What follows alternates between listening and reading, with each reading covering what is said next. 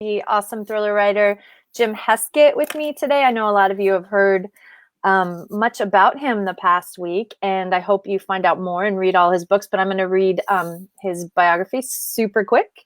And I love this. He writes stories about outsiders who fight crime. Now, what's not to love about that? The author was born in the wilds of Oklahoma, raised by a pack of wolves with a station wagon and a membership card to the local public swimming pool. That sounds pretty much perfect to me.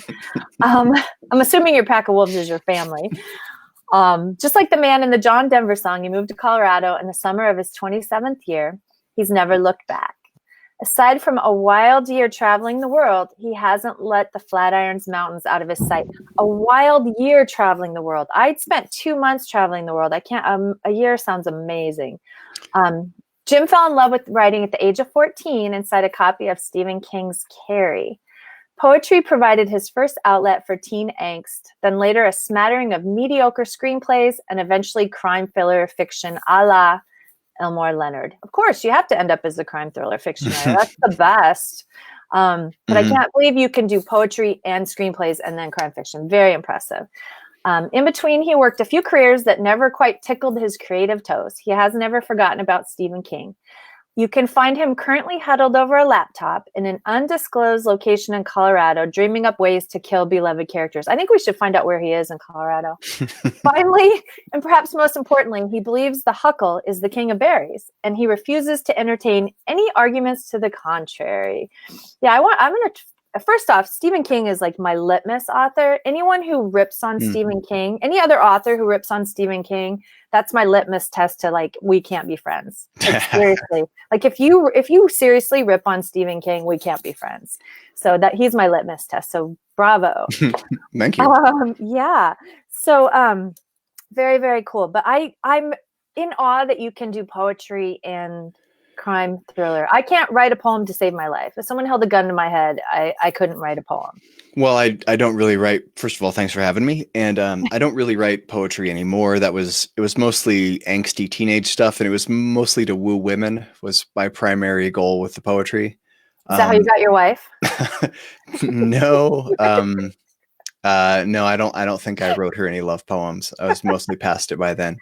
But I wrote some screenplays in my 20s and my early 30s, mostly because like I had story ideas and I didn't know how to get them out. Mm-hmm. And I had a roommate who had written screenplays before, and I had an idea that I pitched him, and he was like, "We should write a movie." And so we wrote a couple, and it was after I wrote 3 or 4 screenplays, a couple with him, and a couple of my own, and I was trying to figure out how to become a screenwriter, and I was entering them in contests and stuff, and that takes forever. You enter a contest and it's 6 months later, and I was doing well in contests, but I was really starting to see that in order to make it in the film business, I would probably have to move to LA, and I would have to like go to trendy restaurants and wait till some producer was pooping and slide a script under the stall. And I didn't want to do that.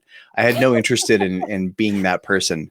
But I realized that stories was what I love telling, and it wasn't the medium of, screenwriting wasn't the thing for me, but I still just wanted to tell stories.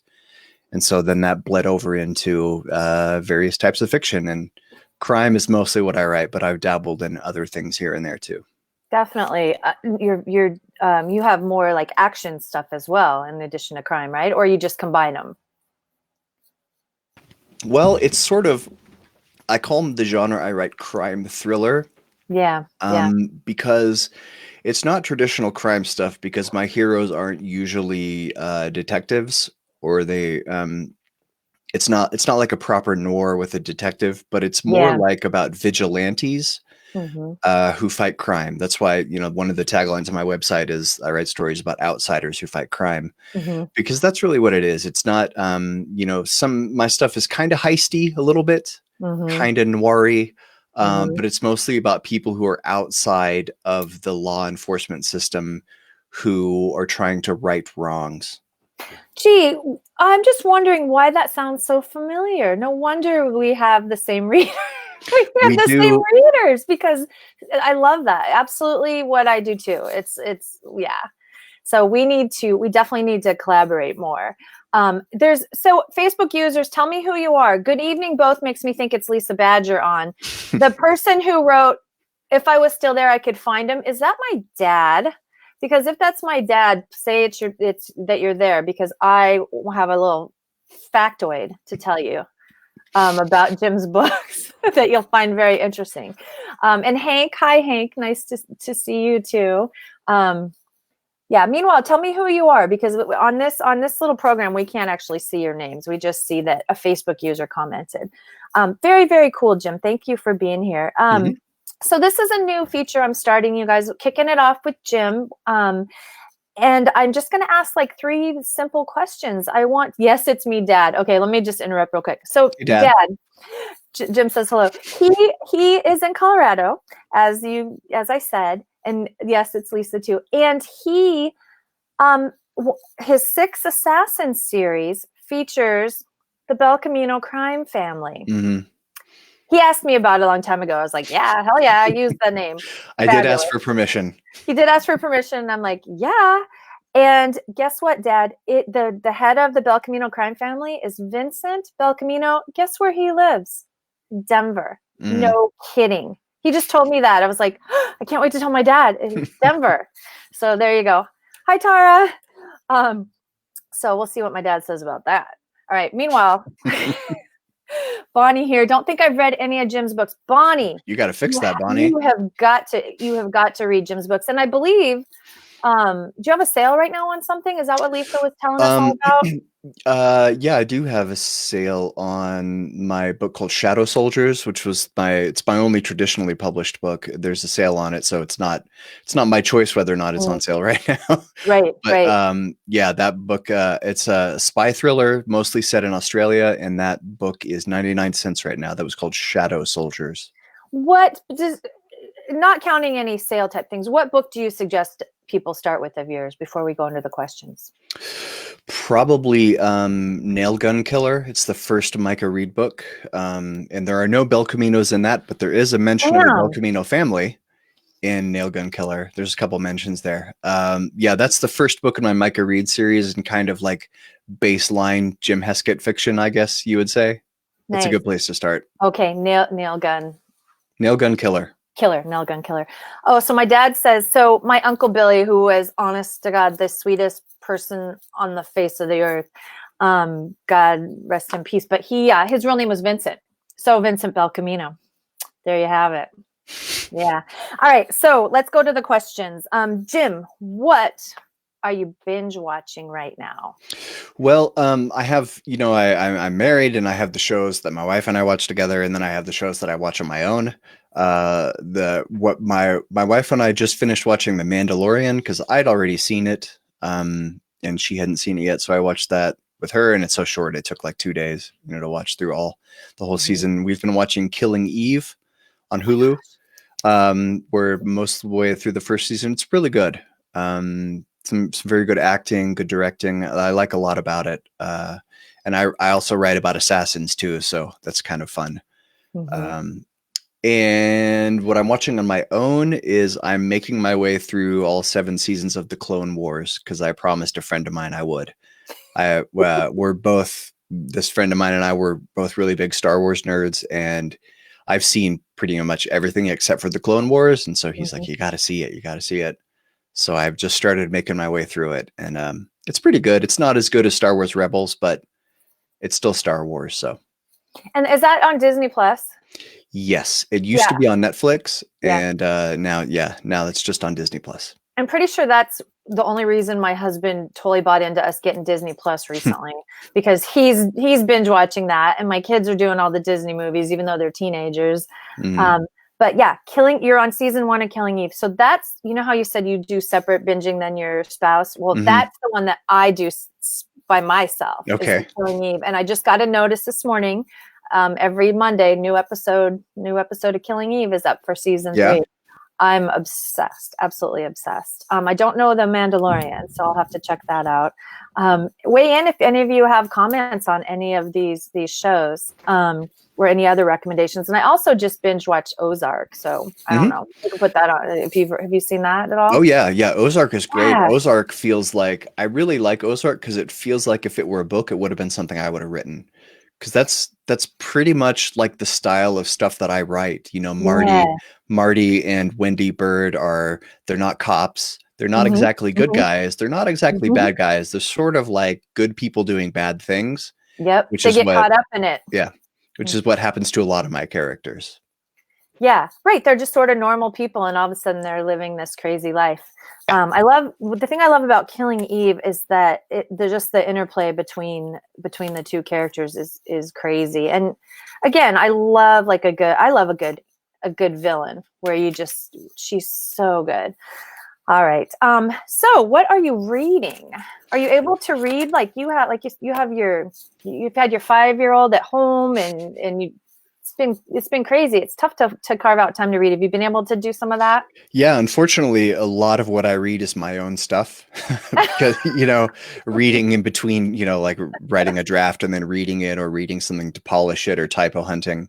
So unfortunately, that makes up a bulk of my reading time. But every once in a while, I'll find a book that, normally the way it works is that unless I'm reading for work, I get about 15 minutes at night, in bed. And sometimes I'm so tired, I'll read 2 or 3 pages and then that's it.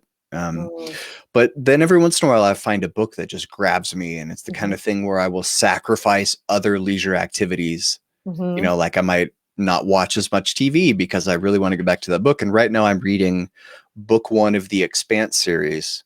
It's called Leviathan Wakes. It's by James S.A. Corey, which I'm pretty sure is actually 2 people using 1 pen name. Because the way the book is written, it feels like that. It's like 2 parallel stories. Okay. One story, it takes place in space, and one story is about a crew of a ship who answers a distress call and they get caught up in a conspiracy. And then there's another story that is about a space detective. It's the only way to describe him. It's like a gritty noir set in space. So it's like half military science fiction, half gritty detective noir, kind of like Altered Carbon. Yeah. That was a book and a Netflix show. It's like, that was basically a space noir. And so Leviathan Wakes is kind of like that. And it's just the sort of story that it just pulled me in from the beginning with the type of writing, like the author's voice and the way the story unfolds, the way it switches back and forth between the 2 points of view. It's just incredibly captivating. And there's a whole series and there's a show on Amazon that's based on it that I'm also told is pretty good. Because apparently, from what I heard, that Jeff Bezos was a really big fan of the book series. And so yeah, that's what I heard, that he was a big fan of the series. And so he pretty much made that happen. Like he made the series happen, which made the books incredibly more popular. So how can we get him to be a fan of our books? I know, right? Jeff, if you're watching this, yeah, Jeff, check out our books. Yeah, I used to have a phone number to his office. It's probably disconnected now, but not to him, but to someone in his office. I'll ask if he's reading my books lately. He's got a lot of downtime. Hey, someone said they just bought Shadow Soldiers. Hey, all right. Woohoo. Very cool. And so I was thinking that, if you ever did come to Minnesota and wanted to, visit, you and my husband could binge watch all your shows together because he does the Altered Carbon. Like that's something, it's always on the screen. My kids walk by and they're like, "Are you watching this again, Dad?" Yeah. So yeah, you guys could binge watch together, and me and your wife can watch Killing Eve together. So, okay. Nice. So you have an open invitation to, when you're in Minneapolis, we can all binge watch in separate rooms. Sure. All right. So, well, that sounds cool. And is that something you read, that genre? Have you read it before, or did you just stumble on this particular book? When I read fiction, I read very widely. I read all kinds of stuff, pretty much anything except for, I like sci-fi. I like fantasy. I in theory, I like fantasy, but I just don't have time to read 800-page books anymore. Right. Right. I know a lot of readers who they'll go on Amazon and look at a book, and if it's less than 400 pages, then I won't buy it.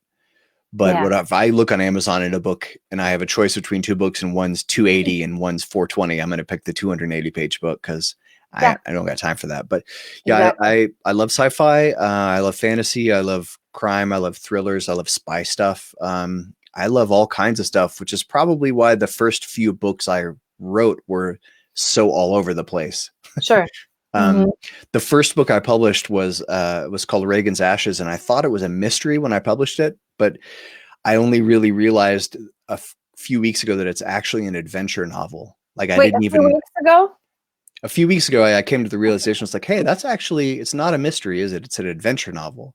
Because I kept thinking, is it wilderness survival? Is it a thriller? Is it a Hmm. mystery? And I Hmm. couldn't, like, I had no idea what I was writing when I wrote it. It was my first book. Well, how long ago did you write it, and how many years did it take you to figure out it wasn't a mystery then? Or I published it in 2015. okay, so that Um, took a and then while. I thought about it for a while, like, because has its mysterious elements. Yeah. It's got a lot of action. It's got some wilderness survival stuff. It's about a woman who her father dies, and his last wish was that she take an urn with his ashes to this lake in Rocky Mountain National Park that was special to the both of them. But when she gets out on the trail, she discovers that there's a key hidden inside the urn. So then there's people in Rocky Mountain National Park who are chasing her, and she's trying to survive and find out what the key is for. And Hmm. it's really just kind of like a Indiana Jones type Hmm. adventure novel Hmm. with, Yeah. yeah. Now, so adventure novel, do you think that's becoming more common as a genre? I think sometimes when we do have books that touch on a lot of different genres, it is hard to describe it and and it doesn't sound like a mystery. I mean, it sounds like a thriller more too. Like, but adventure novel sounds perfect. Yeah, Yeah. the way you described it. Yeah, I consider it an adventure because it has, like clues and ups and downs and red herrings, and it's got a touch of romance, which I never do in my, Oh, I don't include that in my regular thriller fiction, but mhm. there's a romance subplot that was pretty integral to the whole thing. Nice. So yeah. I like the romance in my thrillers. Yeah, I don't know. I guess readers either like it or they don't, but it's in there. Lisa, I think I've read all Jim's books except the short story that I downloaded yesterday. Wow, Lisa. Now, have you read all of my books, Lisa? Uh-oh. No pressure. Put her on the Um, spot. just kidding. All right, let's move. We'll let Lisa just. She's staying up super late, or else feeding her kids super late to catch this. I think it's even. I think it's like about 6 or So, 7 so p.m. the in the kids are UK right getting a now. late. So the kids are getting a late dinner. So that's what she told me, so she can watch this. So that's awesome. So one thing that my husband and I have been focusing on during the pandemic is self-care, and Hmm. I'd like to hear what other people are doing. What are you doing, if anything, for yourself for self-care during this time? Well, this is going to sound a little cheesy, but actually, watching episodes of Bob Ross has been my Hmm. main method of self care lately. There's because things have been getting things have been getting better the last couple of weeks, but during those first few weeks of the contagion of the outbreak, Mhm. when we were all sheltering in place and everything was really scary, and I was just a ball of stress all the time. I found that putting on an episode of Bob Ross and just sort of tuning everything else out was just the best way to relax me. And it's because I know nothing about painting. It's one of Uh, the creative arts I've never had any aptitude for, but so I find it fascinating how the sausage is made, in that yeah, respect. And like I yeah. went to the dentist the other day, and they had a canvas painting on the wall, and I was like, I wonder if he did that part with a knife. I was using my Made you Bob look at Ross things knowledge. differently. Yeah. Yeah, Made you look at it differently. And he is so soothing. yeah, Like it's total therapy to watch him. It's just yeah, like you just get into this groove and his voice is just mesmerizing. yeah, absolutely. I And love that that. afro, can't And beat that that afro. afro, yeah, definitely guy had style, major style. So Lisa says 5:18 p.m. there. Okay, Nope. so yeah, pretty close. I was wrong. She was talking to me the other night when it was late, but this is morning. So okay. So I think that's it. Thank you for sharing that with us. And then where can people find you? I have your website going across the bottom of the screen, but is there a better place where they can find you? Tell us about a few of the places you are, because you're in more than one place online for sure. I am in a few places. I'm a little scattered, unfortunately. But yeah, jimheskett.com is where you can go if you want to get a free thriller book, and that puts you in my reader group to know about upcoming releases and stuff. I have a podcast for authors that's called Blurbs Sell Books that I do with copywriter Abigail Denard, where we critique other authors' blurbs. Their book descriptions. And the new thing, the sexy new hotness, is called Story on the Spot. And that is a podcast and a weekly video show for Facebook that I do with some other authors, Nick Thacker, Kevin Tomlinson, R.A. McGee, and me. And the idea is basically that it's whose line is it anyway for fiction? Because what we do is we all together and it's live, and I'm the only one who knows the stories in advance. What I do is I find a bunch of news articles that I think would make interesting story prompts. I've said plumps. I don't know why I said that. Interesting. That's a good word. Story plumps. Then I read it live, and then the other three authors have to invent a story right there. And then the people who are watching and listening can comment and vote for the one they like the best. So then each episode has a winner. And Kristi, you need to come on Story on the Spot. I was just thinking that as you described it, that's intimidating as hell, and I would suck. And so, of course, naturally you would say I have to go on, because I'm thinking I would be voted off the island. Like, seriously. Well, I think since you would be our first guest, that you probably wouldn't have to face the same pressure the other three do. And if you didn't have something, but all we the would people give you a pass. would know I sucked. Even if you guys were super kind to me, like, come on, let's be nice to Kristi. It's her first time, and we know each other from a Slack group a little bit.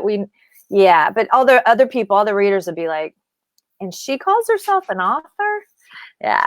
So Tara was saying Story on the Spot. She was talking about that in the group too. Yeah, they love it. So is that on your author page, Jim?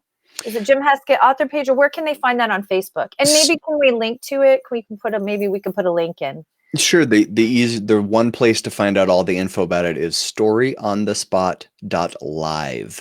Not .com, .live. Yeah, because .com is already owned by somebody, and I'm not, paying some exorbitant fee to go buy the .com. You don't need to do that. And it's a live show anyway, so that works. It's storyonthespot.live. And we'll put that in here. It has its own Facebook page, but if you go to that website, it'll take you to the Facebook page. Or if you don't want to watch it on Facebook, if you're like not into Facebook, which a big chunk of my readers actually are, it's not also into it. Yeah. I get every time, I send out an email to be like, hey, here's the thing on Facebook. I always get those emails back. They're like, Mark Zuckerberg, no way. And that's cool. I'm not into Twitter. I hate Twitter. I hate Twitter too. Yeah. Twitter. Twitter's stupid.